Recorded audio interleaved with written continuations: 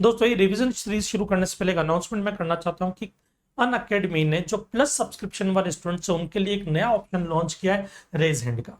Raise hand के option में क्या होता है कि जब कभी भी आपको आपके एजुकेटर से बात करनी होती है, आप रेज हैंड का ऑप्शन पे क्लिक करते हैं, जिसकी वजह से आपके एजुकेटर आपको इनवाइट करते हैं और जैसे आप टेलीफोन पे बात करके, फोन कॉल पे बात करके, मोबाइल पे बात करते हैं जैसे एक दूसरे से, वैसे आप बात करके अपने डाउट्स को पूछ सकते हैं और वो आपके डाउट को इमीडिएटली रिजोल्व करेंगे। अब आप मजा लीजिए अपने रिवीजन सेशन का।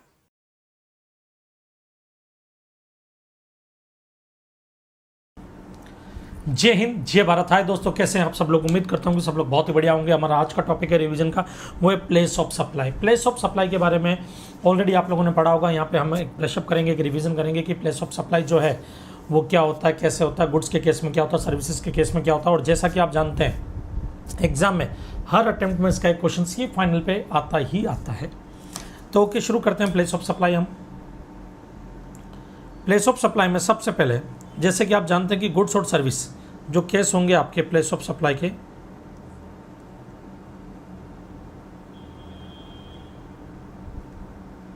ना प्लेस ऑफ सप्लाई के आपके केसेस होंगे, एक तो गुड्स, एक सर्विसेज। गुड्स के अंदर भी दो केस होते हैं। पहला तो ये याद रखना कि प्लेस ऑफ सप्लाई बेटा आईजीएसटी एक्ट में, सारे सेक्शन आईजीएसटी एक्ट के सेक्शन होंगे, सारे किसके होंगे? आईजीएसटी एक्ट के। ओके, गुड्स एक तो विद इन इंडिया सप्लाई कर रहे हो आप, विद इन इंडिया। दूसरा, या तो आप इंपोर्ट कर रहे हो गुड्स या एक्सपोर्ट कर रहे हो, बराबर है। विद इन इंडिया सप्लाई कर रहे हो तो सेक्शन लगेगा 10, इंपोर्ट और एक्सपोर्ट के केस में सेक्शन लगेगा 11।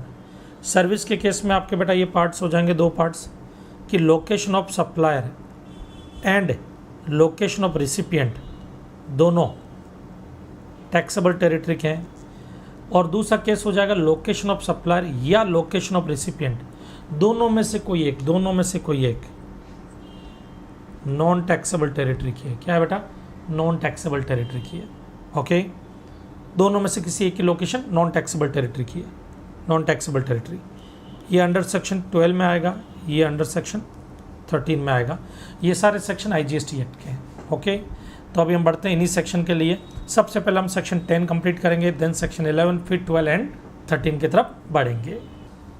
तो अब शुरू करते हैं हम हमारा प्लेस ऑफ सप्लाई। सबसे पहले सेक्शन 10(1) क्या बोलता है? Movement of goods. अगर गुड्स के मूवमेंट का कैसे कि जैसे एग्जांपल के लिए मैं यहाँ पे रहने वाला हूँ मुंबई का, ये जो मेरी लोकेशन है वो मुंबई है, मैं हूँ सप्लायर और मैंने, ये दिल्ली के भाई साहब है, दिल्ली के इन भाई साहब को मैंने गुड्स भेजा, ये देखो गुड्स जा रहा है दिल्ली, बराबर है।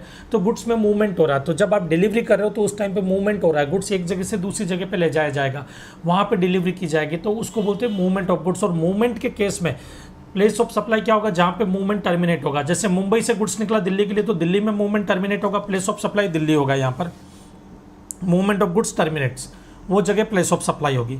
नेक्स्ट है गुड्स आर डिलीवर्ड। सेक्शन 10(1) भी बोलता है goods are delivered on the direction of third person. इधर देखना बेटा ध्यान से मैं मुंबई का हूँ, ये भाई साहब जो है दिल्ली के हैं और आप पुणे के रहने वाले हो। आप कहाँ के रहने वाले हो? पुणे के। पुणे महाराष्ट्र में, मुंबई महाराष्ट्र में, आप पुणे के रहने वाले हो। इन भाई साहब दिल्ली वाले जो भाई साहब हैं, ये इन्होंने मुझे बोला कॉल करके कि भाई साहब कुछ गुड्स चाहिए हमारे को। मैंने कहा मिल जाएगा। बोले क्या चार्जेस लोगे? मैंने कहा सर 10 लाख रुपीज़ लगेंगे। बोले ठीक है, गुड्स की डिलीवरी पुणे करनी है। मैंने कहा ओके नो प्रॉब्लम। अब मुंबई से मैंने गुड्स की डिलीवरी पुणे आपको की है, इनके कहने पे, इनके डायरेक्शन पे।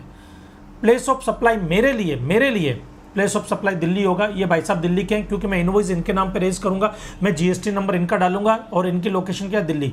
तो प्लेस ऑफ सप्लाई यहाँ पर जो डायरेक्शन देता है, थर्ड पर्सन जो डायरेक्शन देता है कि गुड्स कहाँ ले जाना है, डायरेक्शन देने वाले की लोकेशन प्लेस ऑफ सप्लाई होगी। अब यहाँ पे दो डील हुई है, पहली मेरे और इनके बीच में, मैं इनको 10 लाख का इनवॉइस इशू करूंगा, उसके लिए प्लेस ऑफ सप्लाई दिल्ली होगा। दूसरी डील हुई है इनके और आपके बीच में, आप पुणे के, ये दिल्ली के, इन दोनों, आप दोनों के बीच में डील हुई है, ये सेकंड डील है। इसमें प्लेस ऑफ सप्लाई पुणे होगा, इसमें प्लेस ऑफ सप्लाई पुणे होगा। सप्लायर ये भाई साहब होंगे, रिसिपिएंट आप होंगे, प्लेस ऑफ सप्लाई पुणे होगा यहाँ पर ना। मान लीजिए ये आपसे 12 लाख चार्ज करते हैं, तो 12 लाख के लिए प्लेस ऑफ सप्लाई पुणे और मैं इनसे 10 लाख चार्ज करता हूँ, उसके लिए place of supply Delhi. Next no movement का केस। ये देखो पीछे शॉप दिख रही है, मेरी मोबाइल शॉप है, आप मेरी शॉप पे आपने बोला भाई साहब मोबाइल चाहिए, मैंने मोबाइल लिया, आपको दिया, आपसे पैसा लिया, गुड्स का मूवमेंट हुआ ही नहीं। जहाँ पे गुड्स रखा हुआ था वहीं की वहीं डिलीवरी हो गई आपको। तो जो गुड्स की लोकेशन थी, जहाँ पे गुड्स सिचुएटेड था, उसी जगह पे आपको डिलीवरी दे दी गई है, उसी जगह पे आपको डिलीवरी हो गई। तो गुड्स में कोई मूवमेंट नहीं हुआ, उससे पहले ही डिलीवरी हो गई, उसको बोलते हैं नो मूवमेंट। और यहाँ पर प्लेस ऑफ सप्लाई क्या होगी, जहाँ पे गुड्स सिचुएटेड है, जहाँ पे गुड्स रखा हुआ है वो जगह प्लेस ऑफ सप्लाई होगी, मतलब लोकेशन ऑफ गुड्स। तो नो मूवमेंट के केस में लोकेशन ऑफ सच गुड्स वो क्या माना जाएगा, प्लेस ऑफ सप्लाई। एग्जांपल के लिए मैं मुंबई का रहने वाला हूँ और ये मेरी मशीन है, मैंने लीज पे दे रखी है जयपुर में किसी को। अब लीज एक सर्विस है, वो हर महीने मुझे 1 लाख रुपया लीज का पेमेंट करता है, 1 लाख रुपया रेंट पे करता है। और कहाँ है, जयपुर में। ये जयपुर है, जयपुर में मैंने मशीन दी है, मैं मुंबई का रहने वाला। अब ये सर्विस के केस में जाएगा, यहाँ पे सेक्शन 12 एप्लीकेबल होगा, बराबर है। लेकिन अब इन भाई साहब ने क्या बोला, 3 साल बाद इन्होंने मुझे बोला कि सर ये मशीन मुझे बेच दो ना। मैंने कहा ठीक है, आपको मैंने बेची, आप मुझे 50 लाख रुपया दे दो। ये मुझे 50 लाख रुपीस दे रहे हैं, उसके लिए प्लेस ऑफ सप्लाई क्या होगा। अब देखो मैं गुड्स बेच रहा हूँ, मैं मशीन बेच रहा हूँ, तो सर्विस नहीं है ये, तो उसके लिए प्लेस ऑफ सप्लाई क्या होगा, जहाँ पे गुड्स की लोकेशन हो। अभी गुड्स कहाँ रखा हुआ है, जयपुर में, इनके पास में, प्लेस ऑफ सप्लाई जयपुर माना जाएगा यहाँ पर। ओके, नाउ नो मूवमेंट का केस है ये भी। नेक्स्ट, गुड्स आर असेंबल और इंस्टॉल्ड। मान लीजिए मुझे, ये भाई साहब है, ये रतन टाटा जी ने मुझे बोला कि महेश गौड़ सर एक प्लांट है हमारा, एक मशीन है, वो हमको चाहिए। मैंने कहा सर मिल जाएगी। बोले कि चंडीगढ़ में हमारा प्लांट लगने वाला। रतन टाटा मान लेते हैं दिल्ली के रहने वाले हैं, इनकी लोकेशन दिल्ली है, ये रजिस्टर्ड पर्सन है दिल्ली में। इन्होंने बोला कि हमारा एक प्लांट चंडीगढ़ में लगने वाला, ये चंडीगढ़ है, और बोले चंडीगढ़ में आपको मशीन लगानी है। मैंने कहा ठीक है। अब वो मशीन मुझे क्या करना पड़ेगा, अलग अलग पार्ट्स ले जाकर के असेंबल करनी पड़ेगी, बराबर इंस्टॉल करनी पड़ेगी। तो ऐसे केस में लोकेशन क्या मानी जाएगी, प्लेस ऑफ सप्लाई, जहाँ पे असेंबल हो रही है, इंस्टॉल हो रही है। तो याद रखना कभी भी कोई भी प्रोविजन, जैसे आपको लगेगा 10(1)A या 10(1)B या 10(1)C इनमें से कोई आना चाहिए, तो बेटा याद रखना हमेशा लेटर प्रोविजन ओवरराइड कर जाता है अर्लियर प्रोविजन को। तो यहाँ पर ध्यान से सुनना, आप ये नहीं बोल सकते कि मुझे डायरेक्शन दिया दिल्ली से रतन टाटा ने कि मशीन लगाओ चंडीगढ़ में, तो प्लेस ऑफ सप्लाई दिल्ली होगा, बिल्कुल नहीं। चंडीगढ़ की यूनिट भी इन्हीं की है, वहाँ पर मुझे इंस्टॉल करने की परमिशन मिली है, मैं वहाँ पे इंस्टॉल कर रहा हूँ, तो उस केस में जहाँ पे इंस्टॉल हो रही है वो जगह प्लेस ऑफ सप्लाई मानी जाएगी बेटा। Place where goods are assemble और installed. Goods are supplied on board. Board पे अगर गुड्स सप्लाई करता हूँ, जैसे एग्जांपल के लिए ये ट्रेन है, ये ट्रेन मुंबई से रवाना हुई, देखो पीछे ट्रेन जा रही है, ये ट्रेन मुंबई से रवाना हुई और ये ट्रेन जा रही है दिल्ली, राजधानी एक्सप्रेस मुंबई से रवाना हुई, दिल्ली जा रही है। सूरत में इस ट्रेन में मैं खाना चढ़ाता हूँ, मान लो मैं खाना सप्लाई करता हूँ, इस ट्रेन में खाना चढ़ाता हूँ, पानी की बोतल चढ़ाता हूँ, दही के पैकेट चढ़ाता हूँ, आइसक्रीम के पैकेट चढ़ाता हूँ, वो सब मैं गुड सप्लाई कर रहा हूँ। मैं क्या सप्लाई कर रहा हूँ, गुड सप्लाई कर रहा हूँ, पानी की बोतल, दही के पैकेट्स, आइसक्रीम्स के पैकेट्स, वो सब। अब मैं गुड सप्लाई कर रहा हूँ, वो गुड्स में ट्रेन में चढ़ा रहा हूँ, तो प्लेस ऑफ सप्लाई क्या माना जाएगा, जहाँ से उस गुड्स को ट्रेन में लिया गया है, मतलब सूरत माना जाएगा place of supply. Same flight में होता है। फ्लाइट एक है, ये फ्लाइट दिख रही है, ये फ्लाइट उड़ करके जा रही है मुंबई, मुंबई से जाएगी गोवा, गोवा से दिल्ली। गोवा में इसमें खाने पीने के सामान, पैकेट्स वगैरह, देखो जैसे ये कप्पा मैगी होती है, कप्पा मैगी हो गई, ये आइसक्रीम के पैकेट हो गए, ये पानी की बोतल हो गई, ये सब फ्लाइट में जो गोवा के किसी पर्सन ने सप्लाई किया। ये भाई साहब है गोवा के, इन्होंने सप्लाई किया और 1 लाख का बिल बना दिया एयरलाइंस के नाम पर। अब ये जो 1 लाख रुपया, उसके लिए प्लेस ऑफ सप्लाई क्या होगा, गोवा, जहाँ से इनको चढ़ाया गया है। ओके ना, where the place of supply of goods can not be determine in the terms of above provision. सारे ऊपर के प्रोविजन जो आपने पढ़े हैं उसके अकॉर्डिंग अगर प्लेस ऑफ सप्लाई डिटरमाइन नहीं हो पा रही है, it shall be determine in such manner as may be prescribed. और प्रिस्क्राइब्ड मैनर क्या है, ये अभी तक आया नहीं है, तो हाल फिलहाल के लिए आप इग्नोर करो, आपके एग्जाम पॉइंट ऑफ व्यू से किसी काम का नहीं है। ओके, तो 10(1)E goods are supplied on board, place where goods taken on board. Now अब बारी आती है सेक्शन 11 की। सेक्शन 11 बोलता है इंपोर्ट। इंपोर्ट के केस में location of importer place of supply होगा। ये कानपुर के भाई साहब है, कानपुर के रहने वाले हैं, इन्होंने गुड्स इंपोर्ट किया। ये देखो ये वेसल्स आ रहा है, इस वेसल से गुड्स इनका मुंबई उतरेगा, मुंबई से फिर कानपुर जाएगा। अब याद रखना गुड्स मुंबई उतरा, भले ड्यूटी मुंबई में चार्ज होगी, but place of supply Kanpur माना जाएगा। क्यों, location of importer place of supply माना जाता है।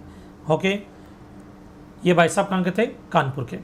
एक्सपोर्ट, गुड्स अगर आप एक्सपोर्ट करते हो, मैं जैसे मुंबई से दिल्ली माल भेज रहा हूँ, तो ये देखो एयरलाइंस है ना, ये गुड्स लेकर के जा रही है मुंबई से दिल्ली। तो अब यहाँ पे देखना, जो गुड्स में भेज रहा हूँ गुड्स, तो जो गुड्स में भेज रहा हूँ उस गुड्स के लिए प्लेस ऑफ सप्लाई क्या होगा, आउटसाइड इंडिया। एयरलाइंस को जो भाड़ा दे रहे हैं उसकी बात नहीं कर रहा हूँ, गुड्स के लिए प्लेस ऑफ सप्लाई क्या होगा, आउटसाइड इंडिया। ओके, कोई डाउट, पक्का, श्योर, दैट्स गुड। अब यहाँ पे देखो बेटा, सेक्शन 12 जो है उसको शुरू करने से पहले मैं आपको कुछ चीज़ें समझाना चाहूँगा। यहाँ पे थोड़ा सा कन्फ्यूजन होता है स्टूडेंट्स को, कब रजिस्टर्ड पर्सन की लोकेशन को प्लेस ऑफ सप्लाई माना जाता है, कब नहीं माना जाता, उनको लेकर के मैं आपको एक चीज़ बताता हूँ। ये कुछ सर्विसेज है जिनको मैं नाम दे रहा हूँ टाइगर।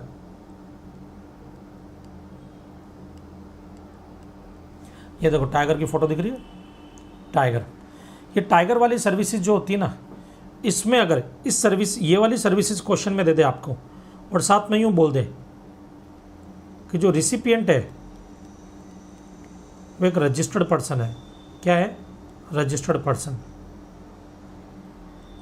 तो याद रखना प्लेस ऑफ सप्लाई, फिर उस रजिस्टर्ड पर्सन की लोकेशन मानी जाएगी, location of registered person, location of LORP, location of registered person. ये कौन कौन सी सर्विसेज है सर? पहला T, training and performance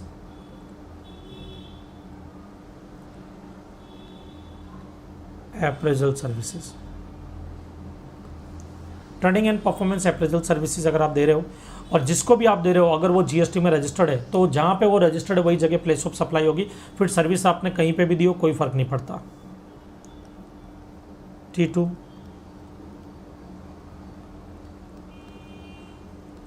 transportation of goods.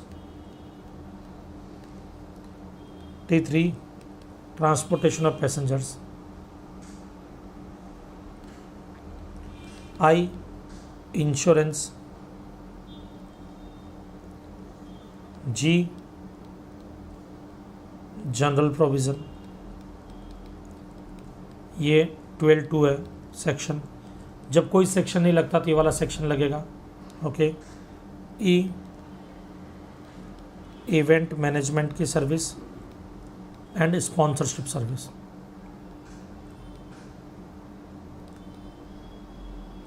याद रखना ये जो 6 सर्विसेज 1 2 3 4 5 6, सिर्फ इन 6 सर्विसेज, सिर्फ 6 सर्विसेज, वापस से बोल रहा हूँ, सिर्फ इन्हीं 6 सर्विसेज में अगर लिखा गया कि रिसिपिएंट रजिस्टर्ड पर्सन है तो रिसिपिएंट की लोकेशन जहाँ पे वो रजिस्टर्ड है वो जगह प्लेस ऑफ सप्लाई होगी।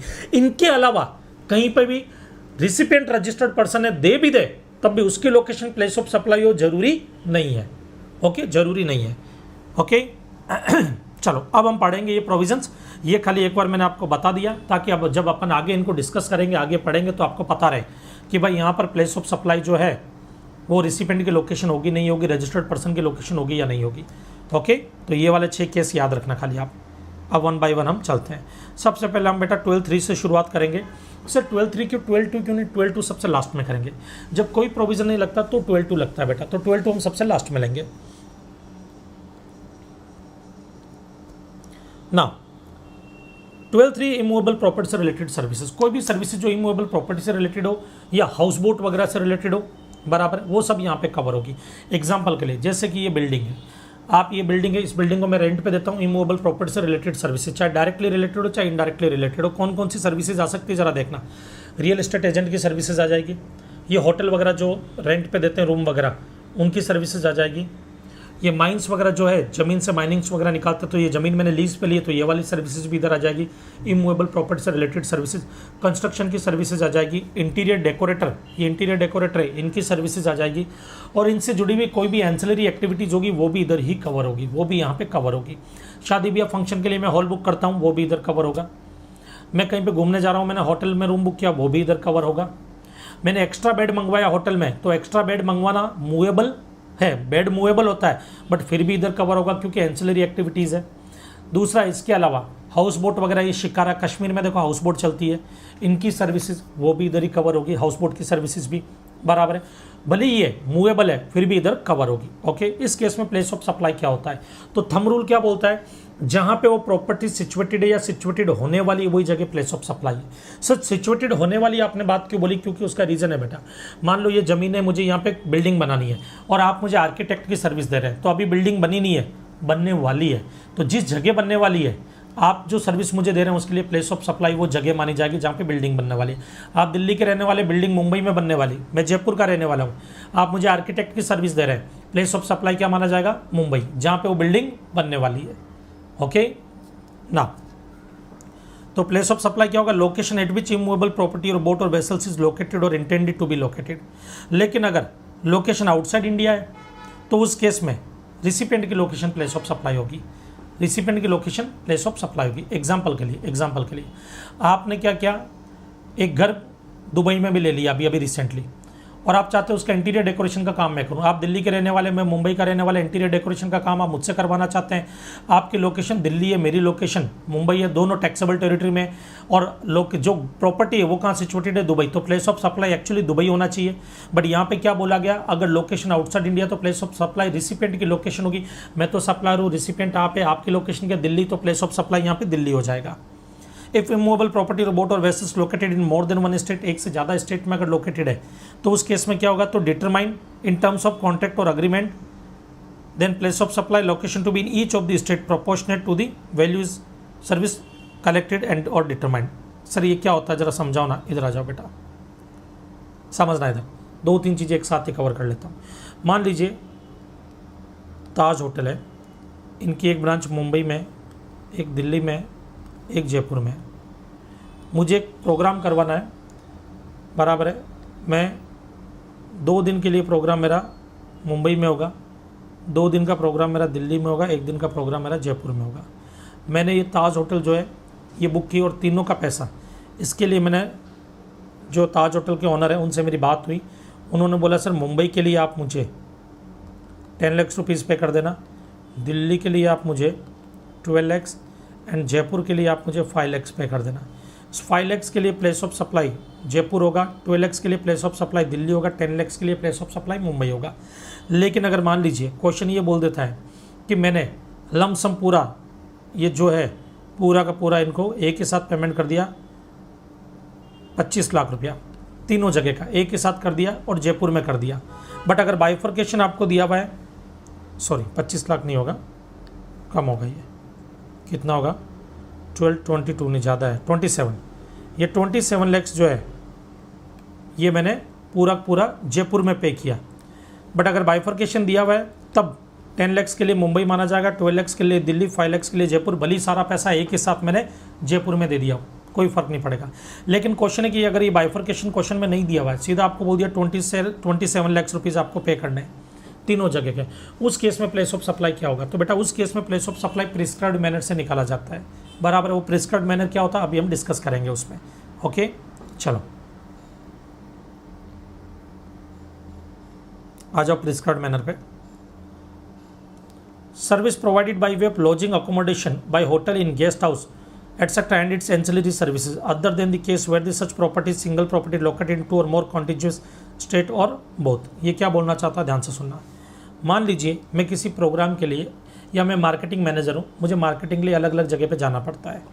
तो मैं ताज होटल का एग्जांपल लेते हैं अपन। ताज मुंबई में गया, दिल्ली में गया, जयपुर में गया। इन सब का मैंने एक के साथ 30 लाख रुपीज़ दिया, बराबर, एक के साथ, कोई एग्रीमेंट नहीं, कोई बाइफर्केशन नहीं है। अब मैं क्यों ये जगह मैंने क्यों बुक की, रात को रुकने के लिए। दिन भर तो मैं काम करता हूँ, नाइट स्टे कर सकूँ। मैंने 2 नाइट यहाँ पे स्टे किया, मैंने 3 नाइट यहाँ पे स्टे किया, 1 नाइट यहाँ पे स्टे किया। तो ये 30 लाख 2:3:1 में डिवाइड हो जाएगा, बराबर है। तो कितना आ जाएगा, ये 10 लाख, ये 15 लाख और ये 5 लाख। 10 लाख के लिए place of supply Mumbai, 15 lakh के लिए place of supply Delhi, 5 lakh के लिए प्लेस ऑफ सप्लाई जयपुर होगा। ये प्रिस्क्राइब्ड मैनर है बेटा। नेक्स्ट आते हैं B, all other services provided in relation to immovable property including services by way of accommodation any immovable property for organising any marriage और reception etcetera. ये supply of accommodation by a hotel inn guest house club campsite by whatever name called where such property is single property located in 2 or more contiguous state or and union territory। चलो आ जाओ बेटा, ये क्या बोलना चाहता, ध्यान से सुनना। मैं किसी फंक्शन वगैरह के लिए होटल बुक करता हूँ, होटल का ऑडिटोरियम हो गया, होटल का हॉल हो गया, ये सब बुक करता हूँ, शादी ब्याह फंक्शन है कोई उसके लिए, बराबर। इधर देखना, ये ताज होटल है मुंबई की, ये है दिल्ली की, ये है जयपुर की। यहाँ पर रिंग सेरेमनी होगी,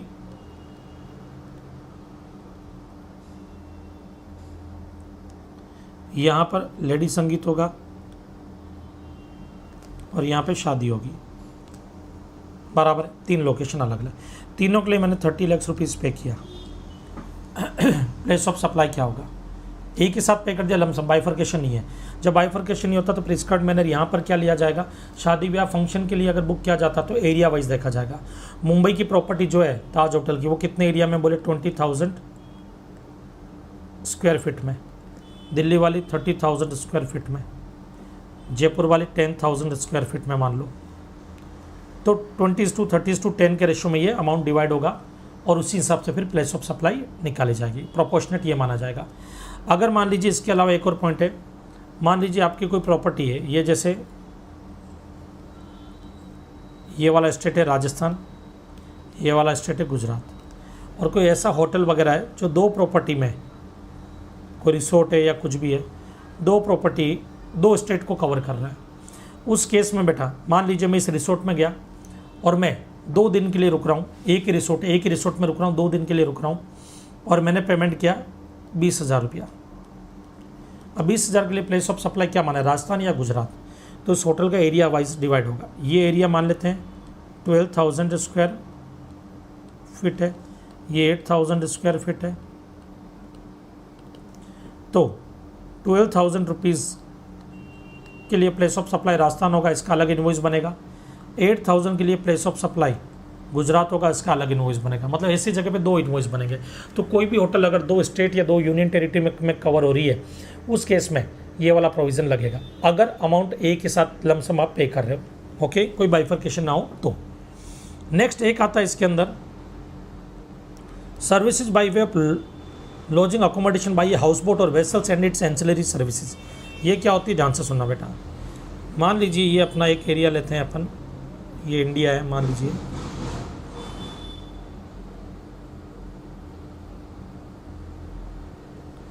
अब ये जो इंडिया है इसमें मैं, ये मुंबई से रवाना हुआ गोवा के लिए बाई हाउस बोट के थ्रू जा रहा हूँ मैं। अब यहाँ पे देखना, ये वाला एरिया महाराष्ट्र में आता है, ये वाला एरिया गोवा में आता है मान लो। अब प्रॉब्लम ये है कि मैंने हाउस बोट वाले को जो पैसा दिया ना अमाउंट, वो दिया 10,000 रुपीज़, या राउंड फिगर में ले लेता हूँ मैं इसको थोड़ा, और 24,000 रुपीज़, 24,000 पे किया। अब क्वेश्चन ये कि 2 स्टेट कवर हो रहे हैं, यहाँ पर प्लेस ऑफ सप्लाई क्या मानी जाएगी। तो यहाँ पर बोला गया है कि भाई जो भी ऑनर है यहाँ का, सप्लायर है, जो सप्लायर है मतलब जो वेसल्स का ओनर है, जो सप्लायर है, वो जो है ना वो यहाँ पर बताएगा कि कितना टाइम किस जगह पे स्पेंड किया। मान लो ये जर्नी पूरी 24 घंटे की थी, 24 घंटे में से 20 घंटे महाराष्ट्र में लगे और 4 आवर्स गोवा में लगे, तो ये अमाउंट जो है 20:4 में डिवाइड हो जाएगा। 20,000 के लिए प्लेस ऑफ सप्लाई महाराष्ट्र होगा और 4,000 के लिए प्लेस ऑफ सप्लाई क्या हो जाएगा, गोवा। ओके ना,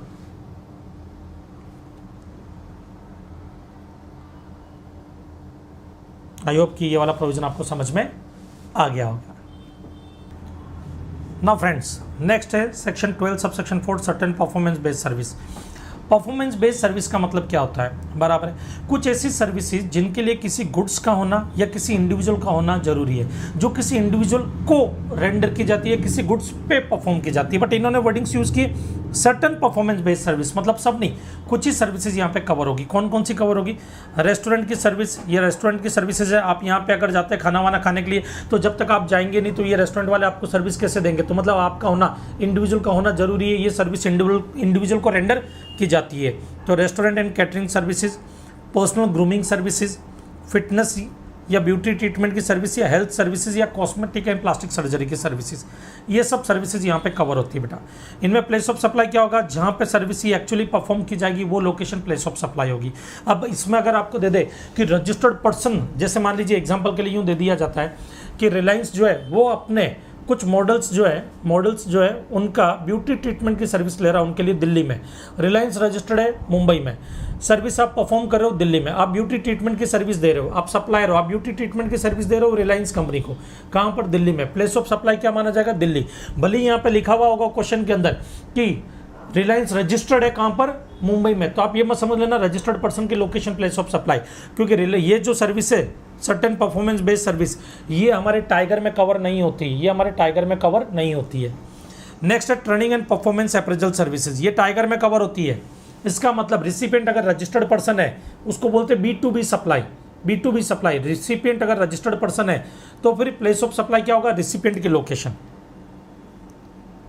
ऑफ रजिस्टर्ड पर्सन, बराबर है। और B2C है, मान लो रिसिपिएंट अगर अनरजिस्टर्ड पर्सन है तो जहां पे ये सर्विस परफॉर्म की जा रही है। एग्जांपल के लिए ये डांस इंडिया डांस दिख रहा है आपको, मान लीजिए मैं इसमें जज बन करके जाता हूं। डांस इंडिया डांस का फिनाले जो है वो होने वाला है मान लीजिए दिल्ली में, और डांस इंडिया डांस रजिस्टर्ड है मुंबई में। रजिस्टर्ड का है मुंबई में।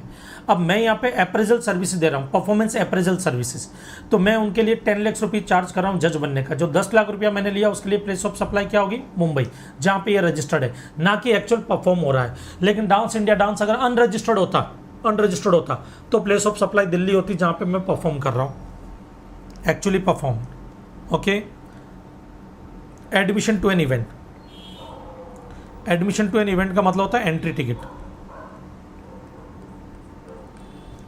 एंट्री टिकट अगर आप कोई भी स्पोर्टिंग इवेंट्स में जाते हैं, एजुकेशनल इवेंट में, फेयर एग्जीबिशन वगैरह में, जो कुछ इवेंट्स होते हैं जैसे क्रिकेट हो गया, क्रिकेट का एंट्री टिकट लिया, जू वगैरह में घूमने गए आप, या मान लीजिए कि आप कोई मूवी देखने के लिए गए, कोई एग्जीबिशन में गए, कोई स्पोर्टिंग इवेंट्स में गए, अनरिकग्नाइज या रिकग्नाइज हो कोई फ़र्क नहीं पड़ता, किसी भी इवेंट में आप गए तो आपने टिकट तो खरीदा होगा, उसके लिए प्लेस ऑफ सप्लाई क्या होगा?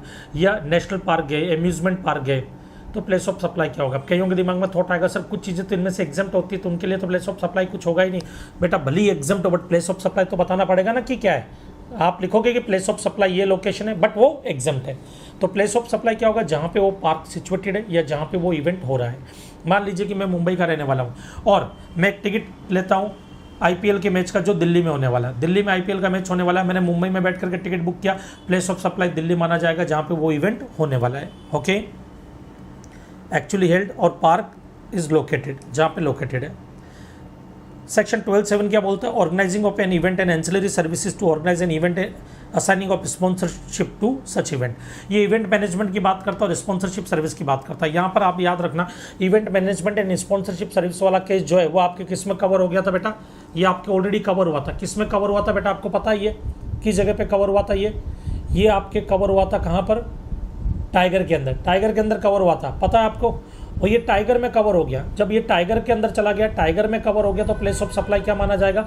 रजिस्टर्ड पर्सन की लोकेशन प्लेस ऑफ सप्लाई होगी। तो मान लीजिए एक छोटा सा एग्जांपल लेते हैं, रिलायंस लिमिटेड का एक एग्जांपल लेते हैं।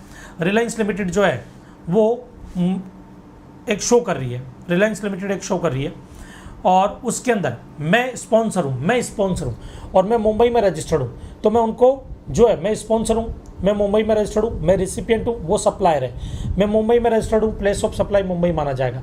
फिर भले वो इवेंट दिल्ली में हो रहा हो, जयपुर में हो रहा हो, कोई फर्क नहीं पड़ेगा, रजिस्टर्ड पर्सन की लोकेशन प्लेस ऑफ सप्लाई मानी जाएगी। केस नंबर 2 लेते हैं। मान लीजिए कि मैं अपने दोस्त की शादी, जैसे मान लीजिए मैं अपनी बेटी की शादी करवा रहा हूँ, ये मेरी बेटी है, मैं इसकी शादी करवा रहा हूँ। अब बेटी की शादी के लिए मुझे क्या चाहिए? एक इवेंट मैनेजमेंट वाला चाहिए। ये एक इवेंट मैनेजमेंट वाले भाई साहब हैं। मैंने इनको बोला भाई मेरी बेटी की शादी है, आपको पूरा इवेंट मैनेज करना है। इन्होंने बोला ठीक है सर हो जाएगा, कोई दिक्कत नहीं है। बोले कहाँ पर है? मैंने कहा जी एक काम कीजिए, दिल्ली में शादी है, हम मुंबई के रहने वाले हैं, दिल्ली में शादी, आपको वो इवेंट मैनेज करना। बोले ठीक है। अब यहाँ पे बेटी की शादी के लिए तो मैं GST में रजिस्ट्रेशन लूँगा नहीं, मैं तो अनरजिस्टर्ड पर्सन हूँ। इस केस में प्लेस ऑफ सप्लाई दिल्ली होगी जहाँ पे वो इवेंट होने वाला है। तो ये जो मुझे सर्विस दे रहे हैं उसके लिए प्लेस ऑफ सप्लाई दिल्ली होगी। लेकिन अगर ये लोकेशन आउटसाइड इंडिया हुई और मैं अनरजिस्टर्ड पर्सन हूँ और लोकेशन आउटसाइड इंडिया हुई तो क्या होगा? मान लो मैं अपनी बेटी की शादी डेस्टिनेशन वेडिंग करवा रहा हूँ, दुबई में होने वाली है, और इवेंट मैनेजमेंट का काम ये भाई साहब करेंगे जो दिल्ली के रहने वाले, मैं मुंबई का रहने वाला, मेरी बेटी मुंबई की रहने वाली, ये भाई साहब दिल्ली के रहने वाले, शादी दुबई में होने वाली। प्लेस ऑफ सप्लाई क्या माना जाएगा? प्लेस ऑफ सप्लाई क्या माना जाएगा? मेरी लोकेशन, रिसिपिएंट की लोकेशन उस केस में प्लेस ऑफ सप्लाई होगी। तो इधर देखो B2B है तो location of registered person, B2C है event is actually held, but if the event is held outside India then location of the recipient, location of the recipient. मान लीजिए event is held more than one state and consolidated amount charge, एक के साथ lump sum amount charge कर दिया गया, तो place of supply होगी location to be the each state in proportion of to the value of service determined. But मान लीजिए कोई प्रोपोर्शनेट डिसाइड ही नहीं किया गया, उस केस में आप वैल्यूएशन कैसे करोगे, उस केस में प्रोपोर्शनेट कैसे निकालोगे? तो इन्होंने क्या बोला, उस केस में रूल 5 लगा देंगे by the application of general accepted accounting principle. Okay, चलो रूल 28 है transportation of goods including mail और कुरियर। ट्रांसपोर्टेशन ऑफ गुड्स की सर्विस, मान लीजिए ये जीटी है, मैं जीटीएम गुड्स ट्रांसपोर्ट एजेंसी की सर्विसेज देता हूँ। ये है कंपनी टाटा कंपनी ने मुझे बोला कि महेश गौड़ जोधपुर से गुड्स उठाना है, ये जोधपुर है, जोधपुर से गुड्स मुझे लेना है और कहाँ लेकर के जाना है, सूरत जो गुजरात में, गुजरात लेकर के जाना, जोधपुर राजस्थान में, सूरत गुजरात में, और मुझे गुजरात माल लेकर के जाना है। मुझे ये काम किसने दिया, टाटा ने दिया। टाटा रजिस्टर्ड है कहाँ पर, दिल्ली में। प्लेस ऑफ सप्लाई क्या माना जाएगा, रजिस्टर्ड पर्सन की लोकेशन। क्यों, क्योंकि ये टाइगर में कवर होती है ट्रांसपोर्टेशन ऑफ गुड्स की सर्विस, तो प्लेस ऑफ सप्लाई क्या माना जाएगा, दिल्ली।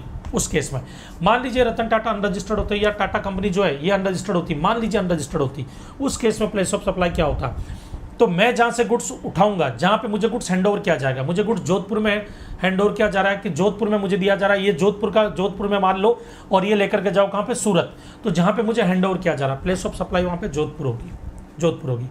अगर रिसिपिएंट रजिस्टर्ड पर्सन होता तो रजिस्टर्ड पर्सन की लोकेशन प्लेस ऑफ सप्लाई होती।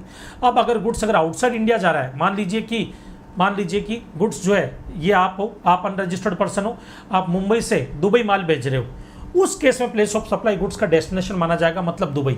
ये गुड्स है, ये मुंबई से देखो दुबई के लिए निकल गया फ्लाइट में, ये फ्लाइट जा रही है, ये दुबई के लिए निकल गया।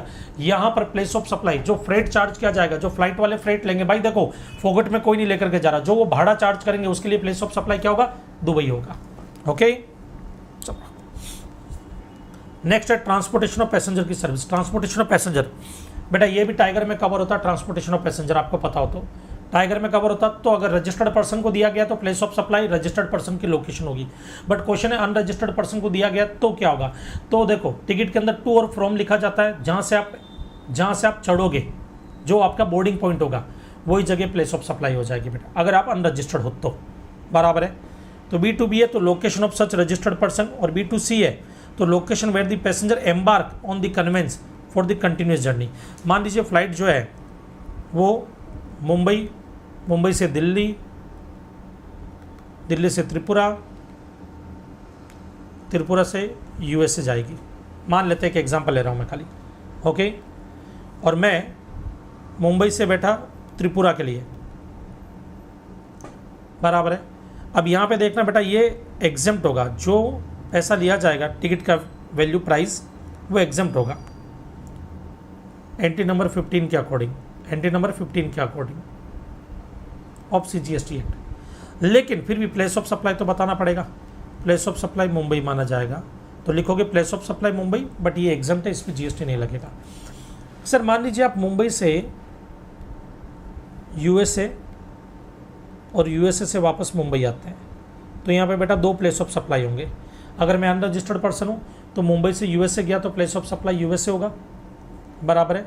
और दूसरा वापस USA से मुंबई आ रहा हूँ, सॉरी रॉन्ग बोल गया, मुंबई से मैं USA गया तो प्लेस ऑफ सप्लाई मुंबई होगा मेरा, जहाँ से मैं चढ़ूंगा, और जब वापस USA से मुंबई आऊँगा तो प्लेस ऑफ सप्लाई उस केस में USA हो जाएगा। ओके, तो आने वाली जर्नी जो है उस पर GST नहीं लगेगा, क्योंकि place of supply outside India non taxable territory है।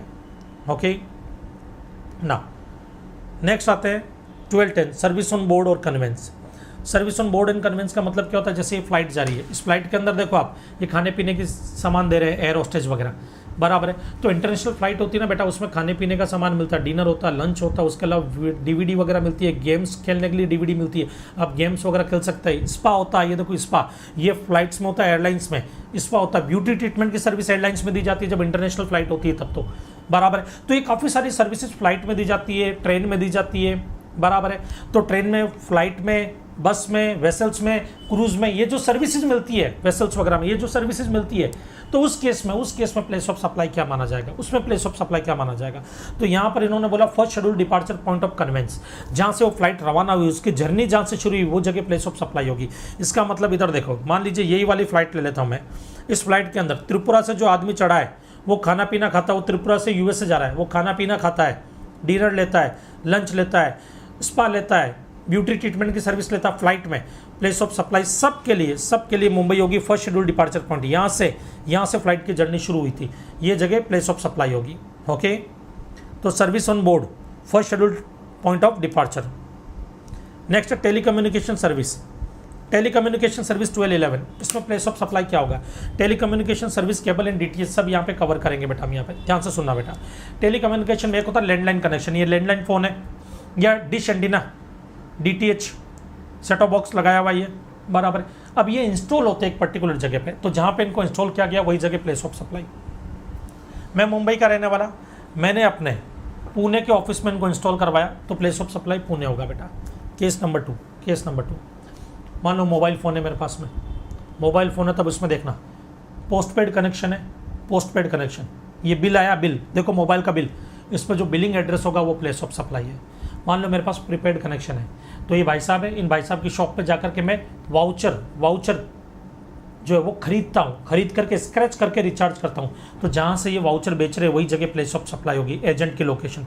दूसरा, ये भाई साहब जो है ऑनलाइन अपने मोबाइल से मेरे मोबाइल में रिचार्ज करते हैं, मोबाइल से मोबाइल में रिचार्ज करते हैं, तब भी प्लेस ऑफ सप्लाई क्या होगी? एजेंट की लोकेशन, जहाँ से ये रिचार्ज कर रहे हैं। या ऑनलाइन मैं खुद घर बैठ करके अपना ऑनलाइन रिचार्ज कर लेता हूँ मोबाइल, तो मोबाइल अगर मैं ऑनलाइन रिचार्ज कर रहा हूँ, सिम कार्ड में ऑनलाइन रिचार्ज कर रहा हूँ, तो उस केस में प्लेस ऑफ सप्लाई रिसिपेंट की लोकेशन, मेरी लोकेशन प्लेस ऑफ सप्लाई मानी जाएगी। सर वो उनको कैसे पता लगेगा टेलीकॉम ऑपरेटर वालों को या टेलीकम्युनिकेशन कंपनी को? बेटा जब मैंने सिम कार्ड खरीदा था तो बाकायदा बेटा मैंने एक फॉर्म भरा था जिसमें मैंने अपने आधार कार्ड की डिटेल भी डाली थी और अपना एड्रेस भी डाला था, तो उनके रिकॉर्ड में रहता है। अगर किसी रीजन से रिकॉर्ड में नहीं है तो फिर सप्लायर की लोकेशन प्लेस ऑफ सप्लाई मानी जाती है इस केस में। Okay, 12 banking and other financial services including stock broker. Banking company जो सर्विस देती है उसके केस में क्या होगा, जरा देखते हैं, ध्यान से सुनना बेटा। मान लेते हैं एक छोटा सा एग्जांपल लेते हैं। अब बैंकिंग कंपनी जो है ना, ये आपके टाइगर में कवर नहीं होती है। देखो बैंकिंग कंपनी टाइगर में कवर नहीं होती है, इससे पहले टेलीकम्युनिकेशन वाली भी टाइगर में कवर नहीं होती, तो वहाँ पर रजिस्टर्ड पर्सन से कोई लेना देना नहीं आपके। अब बैंकिंग कंपनी पे आते हैं अपन। बैंकिंग कंपनी का केस समझना बेटा। मान लो मैं दिल्ली गया किसी काम से और मेरा जो बैंक में अकाउंट है, मेरा बैंक है एसबीआई बैंक, एसबीआई बैंक में मेरा अकाउंट है जो मुंबई में बोरीवली में मैं रहता हूँ। बोरीवली जो है उसी का एड्रेस मैंने दे रखा है। तो यहाँ पर ध्यान से सुनना, यहाँ पे ध्यान से सुनना, मेरा एड्रेस जो स्टेट बैंक ऑफ इंडिया के अकाउंट या रिकॉर्ड में जो मेरा एड्रेस है वो है बोरीवली का। अब इधर देखना, मैं दिल्ली गया किसी काम से और दिल्ली में मैं क्या करता हूँ, एटीएम कार्ड से पैसा निकालता हूँ। ये एसबीआई का एटीएम है, मैंने एटीएम कार्ड जैसे डाला, एसबीआई का एटीएम मुस्कुराया, बोले गौड़ साहब आप यहाँ पर कैसे? मैंने कहा अरे यार तू मुझे कैसे जानता है? बोले गौड़ साहब आपका सारा रिकॉर्ड है हमारे पास में, ये जो चिप लगी हुई है ना आपके एटीएम कार्ड में। मैंने कहा हाँ, बट इस कार्ड में जो चिप लगी उसमें आपका एड्रेस वगैरह सब मिल गया, आप हमारे तो कस्टमर हो। मैंने कहा ओके। बोले लेकिन गॉड साहब 200 रुपीज़ चार्जेस लगेगा यार, आप लिमिट से ज़्यादा पैसा निकाला आपने। मैंने कहा चलेगा 200 रुपीज़ चार्जेस ले लो। अब एटीएम से मैंने पैसा निकाला, 200 रुपीज़ चार्जेस लगा, उस 200 के लिए प्लेस ऑफ सप्लाई क्या होगा? बोरीवली, जो मेरा एड्रेस उनके रिकॉर्ड में है। मान लीजिए एसबीआई का एटीएम खराब है, तो मैं आईसीआईसीआई बैंक के एटीएम में गया, यहाँ के एटीएम में जाकर के मैं पैसा विड्रॉ कर रहा हूँ, पैसा निकाल रहा हूँ। अब इस केस में आईसीआईसीआई बैंक वाला एटीएम मुझे घूर करके देख रहा है। मैंने कहा क्या हुआ भाई, घूर क्यों रहा? तुम हमारे कस्टमर नहीं हो, तुम्हारा एड्रेस हमारे रिकॉर्ड में नहीं है। मैंने कहा हाँ मैं आपका कस्टमर नहीं हूँ, मैं एसबीआई का कस्टमर हूँ। बोले 300 रुपीज़ चार्जेस लगेंगे। मैंने कहा चलेगा। उस 300 के लिए प्लेस ऑफ सप्लाई दिल्ली होगा, जहाँ पे वो एटीएम है, जहाँ पे वो सप्लायर की लोकेशन है वो होगा, प्लेस ऑफ सप्लाई दिल्ली होगा। तो location of recipient of service on record से ऑफ द सप्लायर, तब तो फिर वो प्लेस ऑफ सप्लाई होगा। But if the location of recipient of service is not available then location of the supplier, supplier की location place of supply होगी। Insurance service, अब insurance service के अंदर बेटा आपको भी पता है, इंश्योरेंस सर्विस के अंदर बेटा आपको भी पता है यहाँ पर क्या कि भाई टाइगर में कवर होता है इंश्योरेंस। B2B है तो रजिस्टर्ड पर्सन की location place of supply, B2C है, B2C तब ये क्या बोलता है, जो उनके एड्रेस में आए, उनके रिकॉर्ड में आपका एड्रेस है वही जगह प्लेस ऑफ सप्लाई हो जाएगी। फिर ये आती है advertisement services to government. Government को जो एडवर्टीजमेंट सर्विसेज वगैरह देते हैं ये उनके बारे में, तो जरा देखते हैं इनके बारे में हम ना। अब आ रही है सेक्शन 12 सब सेक्शन 14 की। ये क्या बोलता है, जैसे गवर्नमेंट जो होती है ना, गवर्नमेंट के लिए काफ़ी सारे एडवर्टीजमेंट हमारे को करने पड़ते हैं। जैसे एग्जांपल के लिए गवर्नमेंट के स्कीम्स निकालती है, जैसे बेटी बचाओ अभियान, जन धन योजना, वे वंदन योजना, आम आदमी बीमा योजना, ये काफ़ी सारी स्कीम जो है गवर्नमेंट टाइम टाइम पर निकालती रहती है, तो उनकी मार्केटिंग और पब्लिसिटी गवर्नमेंट को भी करनी पड़ती है। तो गवर्नमेंट जो ये एडवर्टीजमेंट करवाती है उस केस में प्लेस ऑफ सप्लाई क्या होता है? तो कॉमन सेंस की बात है, सिंपल सा बात है बेटा कि महाराष्ट्र गवर्नमेंट अगर महाराष्ट्र में एडवर्टीजमेंट करवाती है तो place of supply Maharashtra, Rajasthan government Rajasthan में एडवर्टीजमेंट करवाती है तो place of supply Rajasthan. Central government अगर कोई एडवर्टीजमेंट करवाती है, मान लो सेंट्रल गवर्नमेंट गुजरात में कोई एडवर्टीजमेंट करवाती है तो place of supply Gujarat. Central government Rajasthan में कोई एडवर्टीजमेंट करवाती है तो प्लेस ऑफ सप्लाई राजस्थान। तो कोई दिक्कत नहीं है वहां पर। प्रॉब्लम तब आती है जब सेंट्रल गवर्नमेंट कुछ ऐसा एडवर्टीजमेंट करवाती है जिसका बेनिफिट एक से ज्यादा स्टेट को मिलता है और उसका कोई बाइफर्केशन नहीं, तो उस केस में प्लेस ऑफ सप्लाई कैसे निकाला जाएगा? जैसे एक छोटा सा एग्जाम्पल लेते हैं। ये ट्रेन जो आपको दिख रही है, ये ट्रेन जो है आपके दिल्ली से रवाना होती है, गोवा जाती है। ये ट्रेन दिल्ली से गोवा जा रही है। इस ट्रेन के ऊपर कोई एडवर्टीजमेंट गवर्नमेंट ने करवाया, बेटी बचाओ अभियान का एडवर्टीजमेंट करवाया।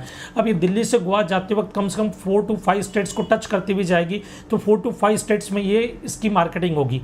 अब यहाँ पर क्वेश्चन है कि प्लेस ऑफ सप्लाई कैसे निकालेंगे? मान लीजिए कि मैं एडवर्टीजमेंट एजेंसी वाला हूँ और मैंने ट्रेन के राइट्स खरीद रखे हैं कि ट्रेन पे एडवर्टीजमेंट मैं ही करूंगा, मैंने राइट्स खरीद रखे हैं। अब गवर्नमेंट को भी ट्रेन पे एडवर्टीजमेंट करवाना है तो मुझे पैसा देना होगा। गवर्नमेंट मुझे पैसा देती है कि महेश गोड सर ये लो 50 लाख रुपया, 1 महीने तक ये एडवर्टीजमेंट इस ट्रेन पे चलना चाहिए।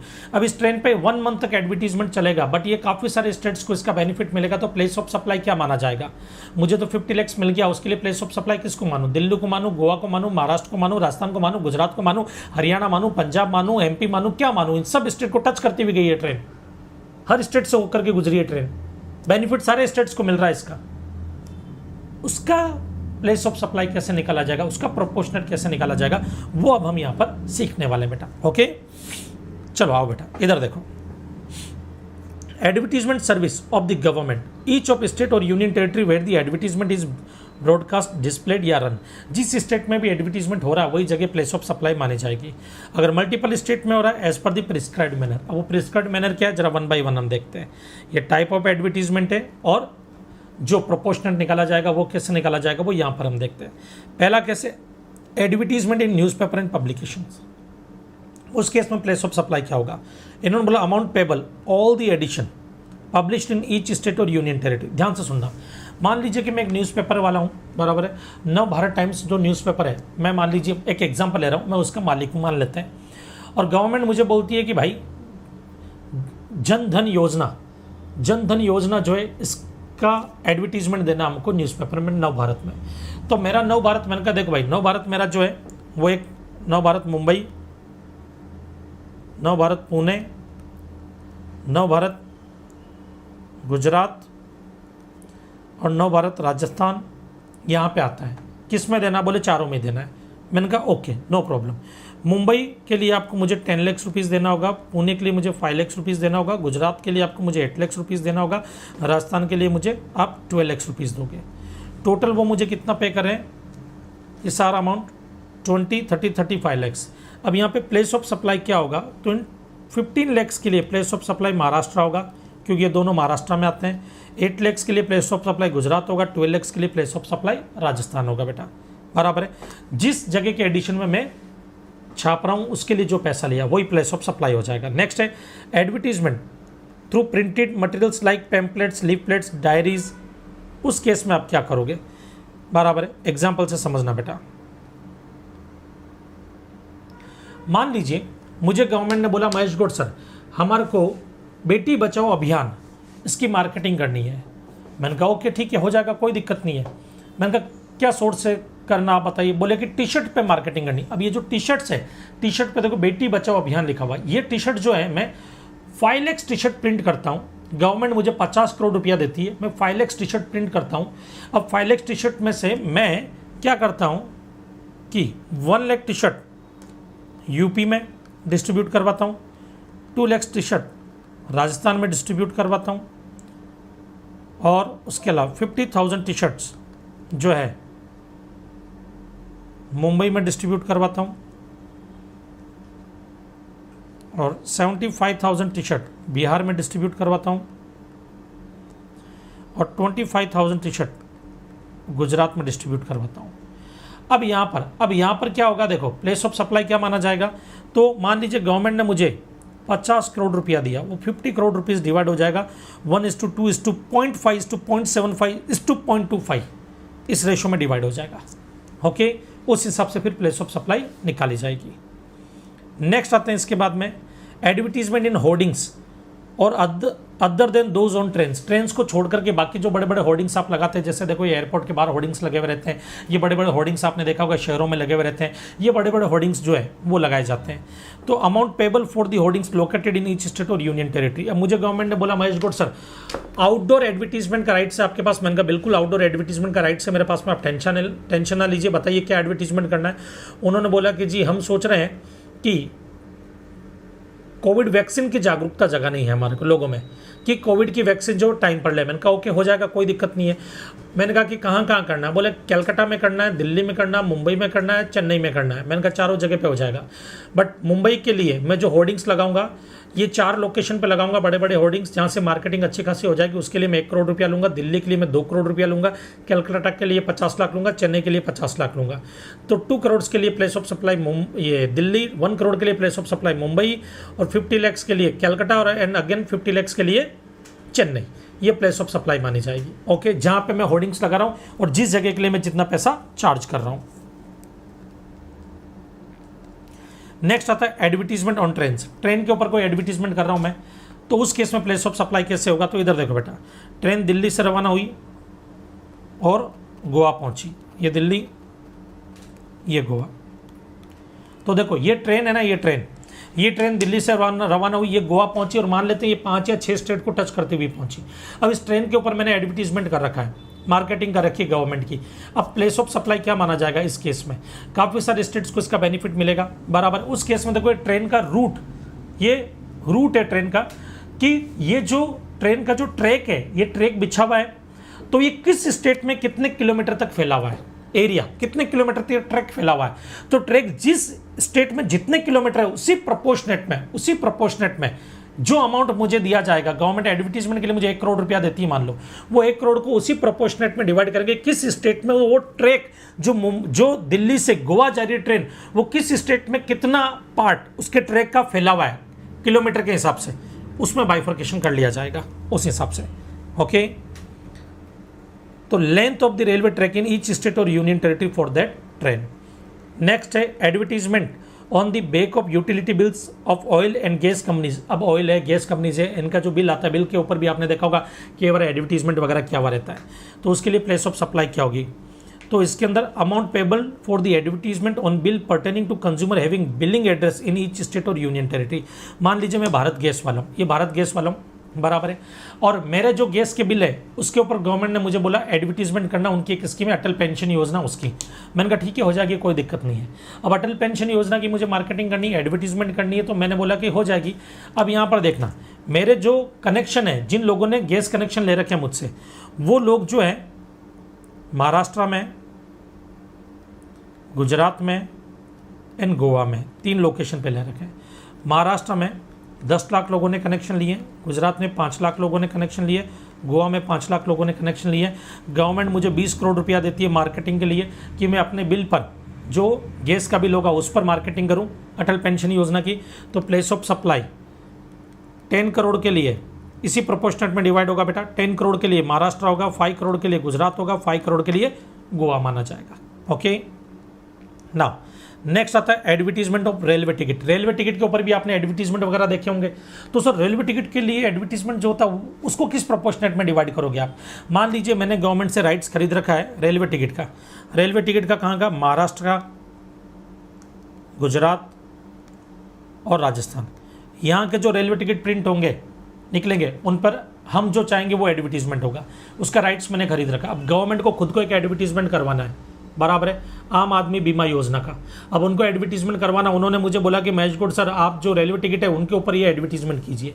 मैंने कहा ठीक है, एक काम कीजिए, आप मुझे 50 लाख रुपया दे दीजिए, 1 महीने तक एडवर्टीजमेट चलेगा जो भी टिकट प्रिंट होंगे उन पर। अब क्वेश्चन इस 50 लाख को किस प्रोपोर्शन में डिवाइड करूंगा मैं, महाराष्ट्र, गुजरात, राजस्थान में। तब यहाँ पर यह बोला गया कि भाई रेलवे स्टेशन कहाँ पर कितने, उस प्रोपोर्शनेट में। महाराष्ट्र में कितने रेलवे स्टेशन है, बोले मान लीजिए 500 रेलवे स्टेशन है।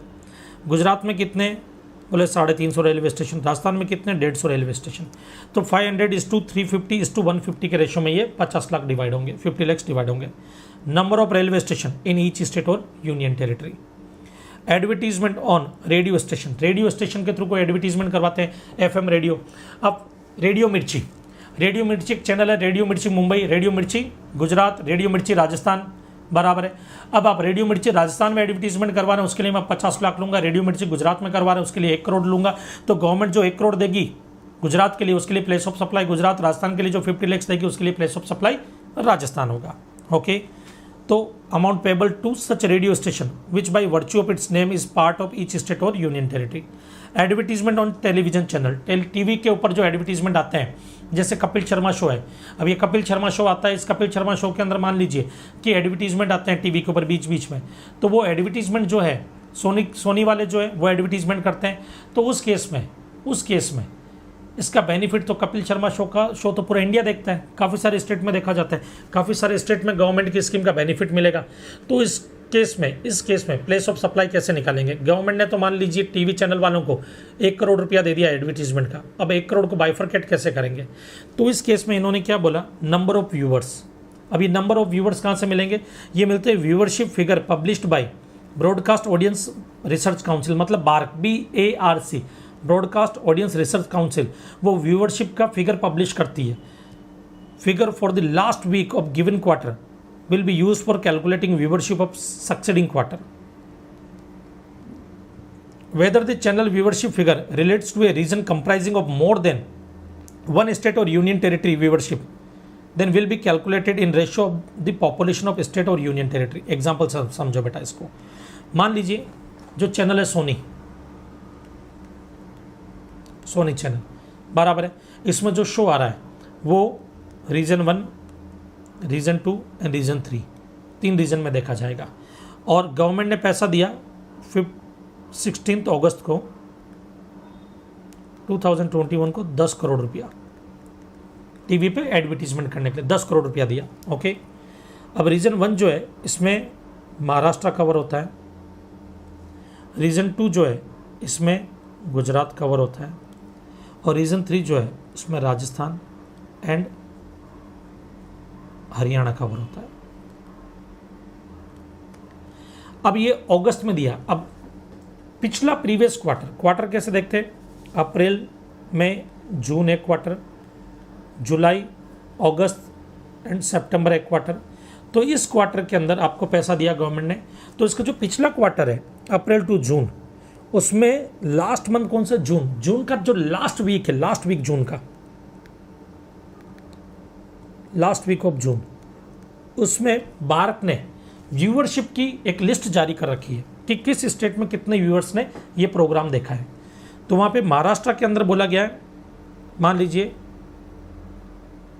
50 लाख लोगों ने ये प्रोग्राम देखा महाराष्ट्र में, गुजरात के अंदर बोला 20 लाख लोगों ने देखा, और रीजन 3 जो है वहाँ पर 30 लाख लोगों ने देखा है। तो 10 करोड़ को डिवाइड कर देंगे, 5 करोड़, 2 करोड़ एंड 3 करोड़। ये 5 करोड़ के लिए प्लेस ऑफ सप्लाई हो जाएगा महाराष्ट्र, इस 2 करोड़ के लिए प्लेस ऑफ सप्लाई हो जाएगा गुजरात। बट ये जो 3 करोड़ है इसके लिए प्लेस ऑफ सप्लाई क्या होगा? राजस्थान हरियाणा 2 स्टेट लग रहे हैं रीजन 3 में। तो यहाँ पर इन्होंने क्या बोला, राजस्थान और हरियाणा की पॉपुलेशन निकाल लो। पॉपुलेशन मान लेते हैं 2 करोड़ है राजस्थान की, 1 करोड़ है हरियाणा की पॉपुलेशन। तो इसी पॉपुलेशन के रेशो में 2:1 के रेशो में 3 करोड़ को डिवाइड कर दो। जो लेटेस्ट सेंसस है उसके अकॉर्डिंग पॉपुलेशन कितनी है, तो 2 CR के लिए place of supply Rajasthan, 1 CR के लिए प्लेस ऑफ सप्लाई हरियाणा हो जाएगा यहाँ पर। ओके, नाउ नेक्स्ट आते हैं, आ जाओ आगे। Advertisement in cinema hall, cinema hall वगैरह में अगर थिएटर में कोई एडवर्टीजमेंट होता है, आप मूवी देखने जाते हैं, आपने देखा होगा कोई एडवर्टीजमेंट वगैरह थिएटर में भी होते हैं, उस केस में प्लेस ऑफ सप्लाई क्या मानी जाएगी? Payable to a cinema hall और screens in multiplex in each state और union territory.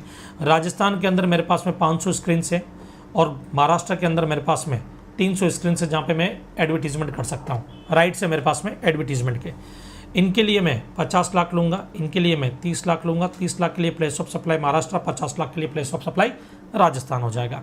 Advertisement on internet के थ्रू जो एडवर्टीजमेंट वगैरह होते हैं, बराबर, उसके लिए प्लेस ऑफ सप्लाई क्या होगा? तो यहाँ पे इन्होंने क्या बोला, इन case of advertisement over internet. तो यहाँ पर इन्होंने क्या बोला, subscriber figure published by telecom regulatory authority of India, try ने जो फिगर पब्लिश कर रखा है उसके प्रोपोर्शनेट में। और फिगर कब पब्लिश किया हुआ है? Figure for the last quarter for a given financial year will be used for calculating the number of internet subscriber for succeeding financial year. Where the internet subscriber figure relates to a region comprising more than one state or union territory, तो फिर population के ratio में कैसे, इधर देखना बेटा, ध्यान से समझो। मान लीजिए मुझे 28 जुलाई को, मैं एक इंटरनेट ऑपरेटर हूँ और मैं इंटरनेट पे एडवर्टीजमेंट वगैरह करवाता हूँ। गवर्नमेंट एक स्कीम लेकर के आती है और मुझे बोलती है इंटरनेट पे एडवर्टीजमेंट करना, मैंने कहा हो जाएगा। गवर्नमेंट मुझे बोलती है कितना पैसा लगेगा, मैंने कहा 20 करोड़ दे दो आप, बोले ठीक है। अब मेरा जो चैनल है इंटरनेट पे वो चल रहा अलग अलग रीजन में, एक रीजन 1 है, एक रीजन 2 है, एक रीजन 3 है। इसमें मान लेते हैं गोवा आता है, इसमें मान लेते हैं आंध्र प्रदेश आता है, एपी, इसमें मान लेते हैं कर्नाटका आता है, बराबर है। कर्नाटका एंड एक और ले लेते हैं तेलंगाना, ये आता है। अब इधर देखना बेटा, गोवा जो है बराबर, उसके व्यूअरशिप, और व्यूअरशिप कब लोगे, 20 जुलाई 2021 को मुझे पैसा मिला। तो जो प्रीवियस ईयर था, प्रीवियस ईयर कौन सा था, 2021, इसका लास्ट क्वार्टर जनवरी 21 से लेकर के मार्च 21, इसका जो फिगर है वो आपको देखना है। इधर देखो, last quarter of given financial year, ये मान लो फाइनेंशियल ईयर 2021, इसका जो लास्ट क्वार्टर है will be use for calculating the number of internet subscriber for the succeeding financial year, अगले फाइनेंशियल ईयर के लिए यूज करेंगे। तो मतलब 21-22 के लिए इसको यूज किया जाएगा। तो 21-22 में मुझे 20 करोड़ रुपया मिला, और मान लेते हैं गोवा के लिए उन्होंने बोला जो मेरे सब्सक्राइबर हैं वो हैं 30 लाख, बराबर है। एपी के अंदर मेरे सब्सक्राइबर है 20 लाख, और रीजन 3 जो है वहाँ पे मेरे सब्सक्राइबर है 50 लाख। तो यहाँ पर 10 करोड़ रुपीज़ रीजन 3 के लिए आ जाएगा, और ये वाला जो आपके 6 करोड़ रुपीज़, ये 4 करोड़ रुपीज़। 4 करोड़ के लिए प्लेस ऑफ सप्लाई क्या हो जाएगा, एपी। 6 करोड़ के लिए place of supply Goa, but 10 crore के लिए प्लेस ऑफ सप्लाई क्या होगा, तो ये फर्दर बाइफरकेट होगा कर्नाटका तेलंगाना की पॉपुलेशन में, जो लेटेस्ट सेंसस है उसकी पॉपुलेशन के रेशो। ओके ना, नेक्स्ट आता है इसके बाद में आपके बेटा एडवर्टीजमेंट थ्रू एसएमएस के थ्रू जो एडवर्टीजमेंट करवाते हैं। अब इसमें भी क्या होगा, जो टेलीकॉम सब्सक्राइबर है फिगर उसके प्रोपोर्शनेट में देखा जाएगा, जो ट्राई पब्लिश करती है। कब पब्लिश करती है, figure for given quarter will be use for calculating the subscribe of succeeding quarter. अब इधर देखना, यहाँ पे भी है, मान लो एसएमएस के थ्रू मैं एडवर्टीजमेंट करता हूँ, मेरे पास राइट्स है एसएमएस के थ्रू एडवर्टीजमेंट करने का। मेरे पास जियो की सिम है, जियो के राइट्स मैंने खरीद रखे हैं, जियो के थ्रू मैं एसएमएस के जो है एसएमएस के थ्रू मार्केटिंग करता हूँ। गवर्नमेंट मुझे बोलती है महेश गौड़ सर आपको मार्केटिंग करनी है, मैंने कहा मैं कर दूंगा, बट मेरा जो लिंक है, जो राइट्स मेरे पास मिले हैं वो रीजन 1, 2 एंड 3 के मिले। रीजन 1 में राजस्थान आएगा, रीजन 2 में गुजरात आएगा, रीजन 3 में महाराष्ट्र एंड गोवा आएगा। बोले ठीक है चलेगा, कोई दिक्कत नहीं है। अब ये मुझे पैसा कब मिल रहा है, मुझे पैसा मिल रहा है, मान लेते हैं 11 नवंबर को गवर्नमेंट ने मुझे दिया एडवर्टीजमेंट के लिए 10 करोड़ रुपया। बोले एसएमएस के थ्रू मार्केटिंग करनी, मैंने कहा ओके। इसका प्रीवियस क्वार्टर कौन सा है, जुलाई अगस्त सितंबर वाला। जुलाई अगस्त सितंबर का जो क्वार्टर है, ट्राई ने उसके जो सब्सक्राइबर के फिगर मुझे दिए हैं वो क्या है। सब्सक्राइबर के फिगर मेरे थे राजस्थान के लिए मान लीजिए 3 करोड़, गुजरात के लिए 2 करोड़, महाराष्ट्र गोवा के लिए 5 करोड़, ये फिगर थे। तो प्लेस ऑफ सप्लाई 3 करोड़ के लिए प्लेस ऑफ सप्लाई राजस्थान होगा, 2 करोड़ के लिए प्लेस ऑफ सप्लाई गुजरात होगा, और 5 करोड़ के लिए फर्दर बाइफर्केशन होगा इनकी पॉपुलेशन में।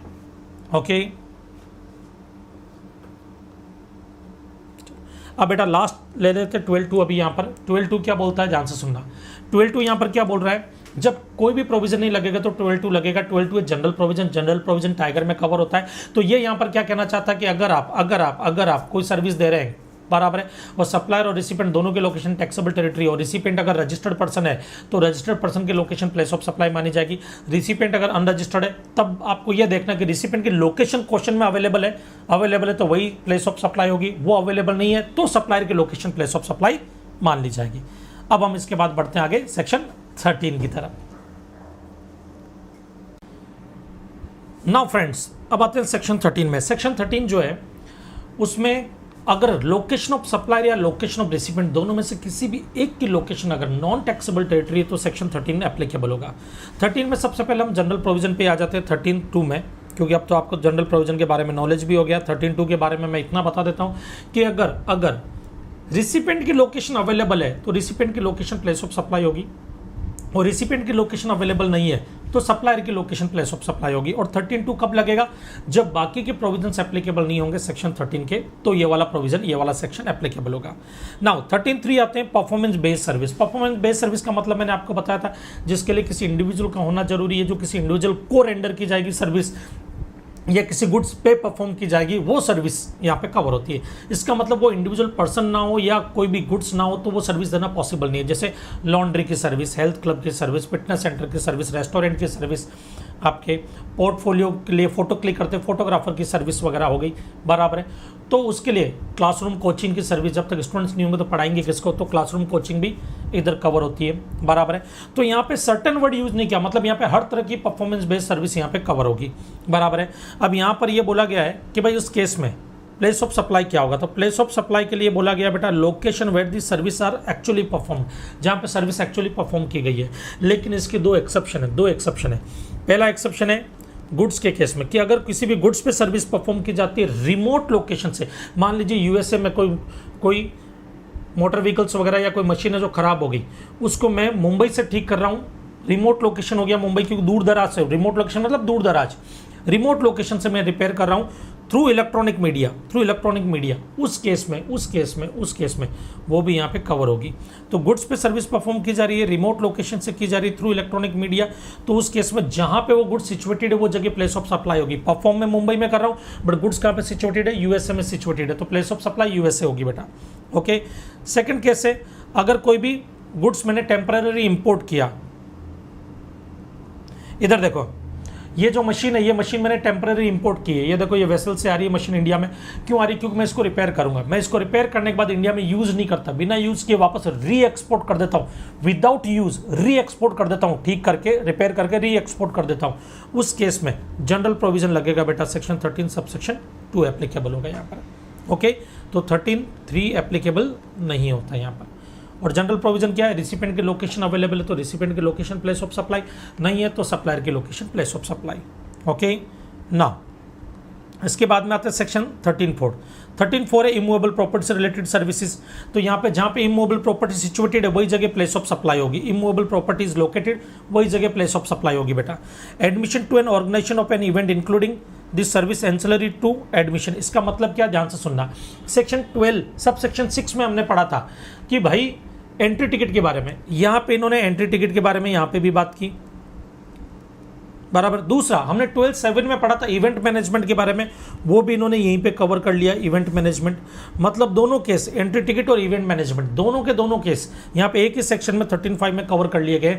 यहाँ पे स्पॉन्सरशिप को कवर नहीं किया गया, जबकि 12(7) में स्पॉन्सरशिप भी कवर था। ओके, वो यहाँ पे कवर नहीं किया गया। यहाँ पर ये क्या बोल रहे, जहाँ पे वो इवेंट परफॉर्म हो रहा है वही जगह प्लेस ऑफ सप्लाई मानी जाएगी। इवेंट एक्चुअली हेल्ड, जहाँ पे इवेंट हो रहा है, परफॉर्म नहीं, जहाँ पे इवेंट हो रहा है वही जगह प्लेस ऑफ सप्लाई मान ली जाएगी। एंट्री टिकट के लिए भी, इवेंट मैनेजमेंट वाली सर्विसेज के लिए भी ना।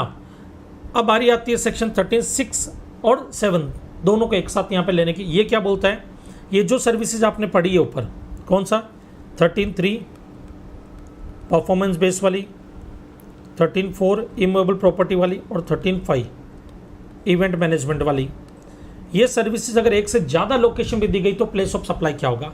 मान लो इनमें से जो सर्विस, मान लो मैं इवेंट मैनेजमेंट की सर्विस दे रहा हूँ, आपका कोई इवेंट हो रहा है, बराबर है, आपका नहीं, आप तो इंडिया के ही हो। एक काम करते हैं, ये है दुबई के शेख साहब, इनका इवेंट हो रहा है, इनके इवेंट को मैं मैनेज कर रहा हूँ, मैं इंडिया का हूँ, सप्लायर इंडिया का है और ये रिसिपिएंट नॉन टैक्सेबल टेरिटरी का, सेक्शन 13 लगेगा। अब इन्होंने बोला जो इवेंट इनका होने वाला वो यूएसए में होने वाला और यूके में होने वाला, तो place of supply outside India माना जाएगा, जीएसटी नहीं लगेगा, जो भी ये पैसा मुझे देंगे उस पर जीएसटी नहीं लगेगा। इन्होंने बोला यूएसए में होगा, यूके में होगा और जयपुर में होगा। एक लोकेशन भी अगर टैक्सेबल टेरिटरी है तो फिर place of supply Jaipur taxable territory मान लिया जाएगा बेटा, और टैक्सेबल टेरिटरी मान करके प्लेस ऑफ सप्लाई जब टैक्सेबल टेरिटरी माना जाएगा तो पूरे अमाउंट पे जो भी ये मुझे पैसा देंगे उस सब पे जीएसटी चार्ज होगा। सर बचने का तरीका, इनको बोलो अग्रीमेंट अलग अलग बनाए, यूएसए यूके का अग्रीमेंट अलग बनाए, जयपुर वाला अग्रीमेंट अलग बनाए, तब तो खाली जयपुर वाले पे टैक्स लगेगा। अदरवाइज तीनों का पैसा एक साथ दे दिया, एक ही अग्रीमेंट बना तो पूरे पे जीएसटी लग जाएगा। ओके नाउ नेक्स्ट आते हैं इसके बाद 13.8 है, 3 सर्विसेज कवर करते हैं यहाँ पे। वो सर्विसेज है BHIB। बी का मतलब banking company, non banking financial institution, ये जो सर्विसेज अपने अकाउंट होल्डर को देते हैं वो। एच का मतलब हायरिंग ऑफ मोटर व्हीकल्स की सर्विस, और आई का मतलब इंटरमीडिएरी सर्विसेज। तो service supplied by A banking company और ए फाइनेंशियल इंस्टीट्यूशन और NBFC टू अकाउंट होल्डर। इन तीनों के तीनों सर्विसेज में place of supply location of supplier होगी। ध्यान से सुनना बेटा, ये यूके के अंदर एक बैंक है, इसमें मेरा अकाउंट है बराबर है। ये जो भी मुझे सर्विस देंगे, मैं मुंबई का रहने वाला हूँ, ये जो भी मुझे सर्विस देंगे प्लेस ऑफ सप्लाई क्या मानी जाएगी, यूके मानी जाएगी। इंटरमीडिएरी सर्विसेज के कुछ एग्जांपल लेता हूँ मैं। Recovery agent, commission agent, travel agent, ये कुछ इंटरमीडिएरी है। तो इंटरमीडिएरी जो है, ये जो सर्विसेज देते हैं उनमें भी प्लेस ऑफ सप्लाई क्या होगी, सप्लायर की लोकेशन।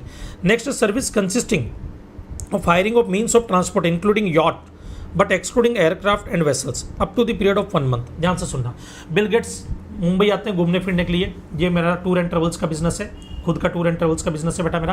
बिल गेट्स बोलते 20 दिन के लिए उनको कोई कार हायरिंग पे चाहिए, मैंने कार उनको हायरिंग पे दे दी। ये बिल गेट्स से ये कार मैं इनको हायरिंग पे दे रहा हूँ और इनसे मैंने 10 लाख रुपया लिया। प्लेस ऑफ सप्लाई मेरी लोकेशन मानी जाएगी, सप्लायर की लोकेशन प्लेस ऑफ सप्लाई होगी।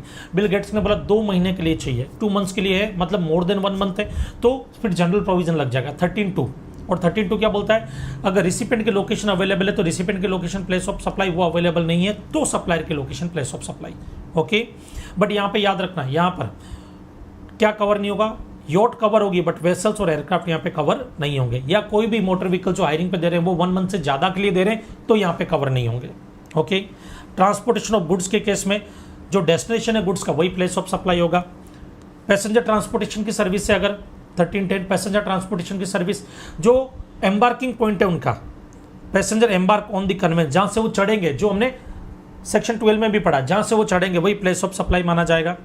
और बोर्ड वगैरह पे वेसल्स में जो खाने पीने की फैसिलिटी या सर्विस दी जाती है उस केस में प्लेस ऑफ सप्लाई क्या होगा, तो उनके लिए भी उन्होंने बोला फर्स्ट शेड्यूल डिपार्चर पॉइंट। ये सेम टू सेम अपने सेक्शन 12 में भी पढ़े थे, first schedule point of on departure of that conveyance for the journey. ना online information and database access service, OIDAR वाली सर्विस बेटा, OIDAR वाली सर्विस जो होती है, इसमें अगर सप्लायर या रिसिपेंट दोनों में से एक भी नॉन टैक्सेबल टेरिटरी का है बराबर, तो ये सर्विस एप्लीकेबल होगी। और इसमें रिसिपेंट की लोकेशन प्लेस ऑफ सप्लाई मानी जाती है। किसकी लोकेशन, रिसिपेंट की लोकेशन प्लेस ऑफ सप्लाई मानी जाएगी। ओके, 13.2 ऑलरेडी हमने कर लिया। नाउ सम क्लेरिफिकेशन आते हैं, कुछ क्लेरिफिकेशन है जो ICAI ने टाइम पर निकाले। Place of supply of research and development services related to pharmaceutical section, pharmaceutical section को लेकर के उन्होंने जो कुछ क्लेरिफिकेशन दिए कि भाई प्लेस ऑफ सप्लाई क्या माना जाएगा यहाँ पर। ओके, इन्होंने बोला प्लेस ऑफ सप्लाई माना जाएगा location of recipient of service subject to fulfilment of the following conditions. ये क्या क्या बोलना चाहता है, ध्यान से सुनो। मान लो ये यूके की कंपनी है, यूके की कंपनी ने मुझे कुछ केमिकल्स दिए, बोले महेश गुड इस पर रिसर्च करो, आप इस पर रिसर्च करके हमें बताओ कि ये केमिकल कैसा है, किस हिसाब से। तो मैं रिसर्च एंड डेवलपमेंट की सर्विसेज दे रहा हूँ एक फार्मास्यूटिकल कंपनी को जो यूके की है, मैं इंडिया का हूँ, मैं मुंबई का रहने वाला हूँ। ओके, अब यहाँ पर देखो मैं यहाँ पे सर्विस परफॉर्म कर रहा हूँ, तो यहाँ पे एक्चुअली जो है एक्चुअली क्या लगना चाहिए, परफॉर्मेंस बेस्ड सर्विस, क्योंकि जब तक वो केमिकल पे मैं R&D नहीं करूँगा तब तक काम होगा नहीं। तो यहाँ पर परफॉर्मेंस बेस्ड सर्विस लगनी चाहिए, और परफॉर्मेंस बेस्ड सर्विस जहाँ पे परफॉर्म हो रही है वो जगह प्लेस ऑफ सप्लाई, मतलब मुंबई प्लेस ऑफ सप्लाई होगा। अब मुंबई प्लेस ऑफ सप्लाई का तो GST लगेगा। तब अब यूके वालों ने ऑब्जेक्शन उठा लिया कि भाई GST लगा रहे हो आप, तो फिर मतलब नहीं है, GST लगा रहे हो, हम तो फॉरेन करेंसी में पेमेंट कर रहे हैं। तो गवर्नमेंट ने बोला महेश गुड तुम GST मत लगाओ। मैंने कहा भाई GST तो तब नहीं लगेगा जब एक्सपोर्ट सर्विस होगी। तो बोले एक्सपोर्ट सर्विस कब होगी, मैंने कहा जब place of supply outside India होगा तब एक्सपोर्ट सर्विस माना जाएगा यहाँ पर। बोले ओके ओके ओके, तो ठीक है अपन कुछ ना कुछ करते हैं यहाँ पर, देखते क्या कर सकते हैं। उन्होंने मुझे बोला कि ठीक है हम देखते हैं। उन्होंने क्या किया, location of recipient of service subject to fulfilment of following condition. बोले रिसिपेंट जो है यूके, उसी की location of place of supply मान लेंगे, उसी की location of place of supply मान लेंगे बेटा। Okay, supply of service as per the contract between taxable territory का जो सर्विस प्रोवाइडर है वो मैं, और रिसिपेंट नॉन टैक्सेबल टेरिटरी का, हम दोनों के बीच में कॉन्ट्रैक्ट होना चाहिए। Supply of service fulfilment of all other conditions of export service, खाली प्लेस ऑफ सप्लाई को छोड़ करके बाकी की कंडीशन पूरी करता हूं, मतलब ये पेमेंट फॉरेन करेंसी में करेंगे, मेरी लोकेशन टैक्सेबल टेरिटरी होगी, इनकी लोकेशन नॉन टैक्सेबल टेरिटरी होगी फार्मास्यूटिकल कंपनी की, और प्लेस ऑफ सप्लाई वो इंडिया में चलेगा, बाकी की कंडीशन पूरी करनी है तो उसको फिर क्या मान लिया जाएगा, आउटसाइड इंडिया, रिसिपेंट की लोकेशन प्लेस ऑफ सप्लाई मान ली जाएगी वहां पर। ओके, कोई डाउट, पक्का, sure, that's good. Now next case आता है service provided bye port, port पे जो सर्विस प्रोवाइड की जाती है। अब इसको लेकर के क्या इशू आ गया था, various services are being provided by the port authorities to its client in relation to cargo handling, cargo handling से रिलेटेड काफ़ी सारी सर्विसेज पोर्ट पे जो प्रोवाइड की जाती थी। Some of sub service are in respect of arrival of wagons at port, जो ये वैगन्स आ रहे हैं पोर्ट पे, ये वैगन्स की सर्विसेज थी, वैगन्स को उतारना लाना करना, haulage of wagons inside port area up to the place of unloading, sliding of wagons, wagons की स्लाइडिंग वगैरह करना, ये देखो बराबर है, inside the port unloading the wagons movement वगैरह, ये सारी सर्विसेज। अब इसको इशू क्या आया था, ये तो सर्विसेज प्रोवाइड करते तो इसमें नई बात क्या है, यहाँ पे इशू आ गया था कि इसको क्या माना जाएगा, such services are ancillary to और related to cargo handling services are not related to immovable property. यहाँ पर यह मान लिया गया कि इसको इमूवेबल प्रॉपर्टी से रिलेटेड सर्विसेज में कवर किया जाएगा क्योंकि पोर्ट इमूवेबल प्रॉपर्टी है, और यहाँ पे जो रखने करने का जो पैसा लिया जाता है उसी का पार्ट ये भी माना जाएगा। तो बोले नहीं, ये एक अलग चीज़ है, और यहाँ पर ये जो हैंडलिंग सर्विसेज है, कार्गो हैंडलिंग सर्विसेज, उसका जो है उसमें कवर होगा, ये उससे रिलेटेड सर्विसेज माना जाएगा, उसकी एंसिलरी सर्विसेज है, और इस पर सेक्शन 12(2) या 13(2) लगाया जाएगा। 12(2) कब, जब सप्लायर और रिसिपेंट दोनों की लोकेशन टैक्सेबल टेरिटरी है, 13(2) जब दोनों में से किसी एक की लोकेशन नॉन टैक्सेबल टेरिटरी है, उसके अकॉर्डिंग वैल्यूएशन, उसके according place of supply decide किया जाएगा। Next service render on goods unpolished diamond temporary imported in India. अब ये अनपॉलिश डायमंड है, इनको मैंने इंडिया में इंपोर्ट किया, मैंने इनकी कटिंग की, इनको पॉलिश वगैरह किया, तो मैं क्या कर रहा हूँ, परफॉर्मेंस बेस्ड सर्विस दे रहा हूँ, परफॉर्मेंस बेस्ड सर्विस दे रहा हूँ, बराबर है।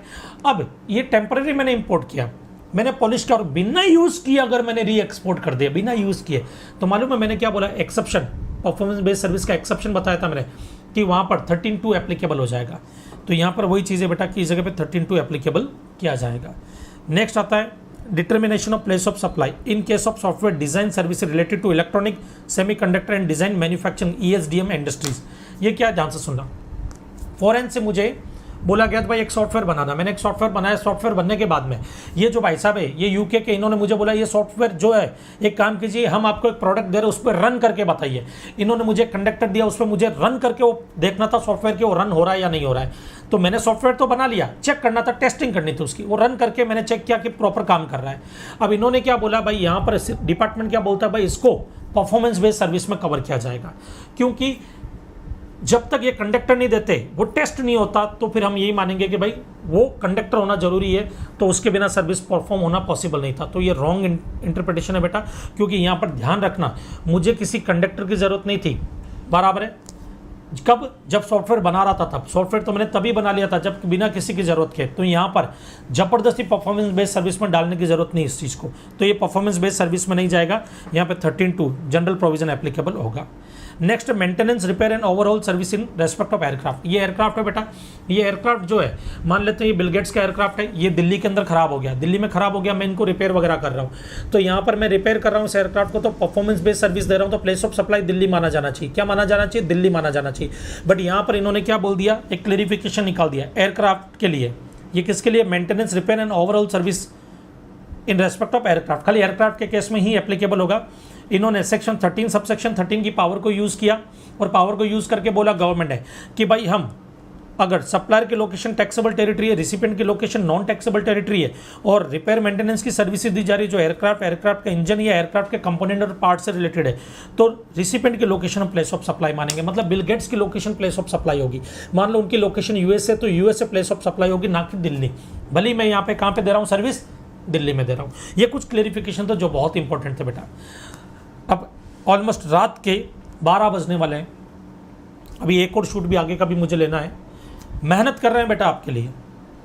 लेक्चर अगर पसंद आया और आपको अगर फ़ायदा मिल रहा है, लाइक किए बिना वीडियो को बंद मत करना, इसको लाइक करना, चैनल को सब्सक्राइब करना, बेल आइकन दबाना मत भूलना। ओके, मिलते हैं हम हमारे नेक्स्ट सेशन में, क्योंकि आपका जो लाइक होता है वो हमको मोटिवेट करता है। ओके, तो मिलते हैं हम हमारे नेक्स्ट सेशन में, तब तक के लिए जय हिंद, जय भारत।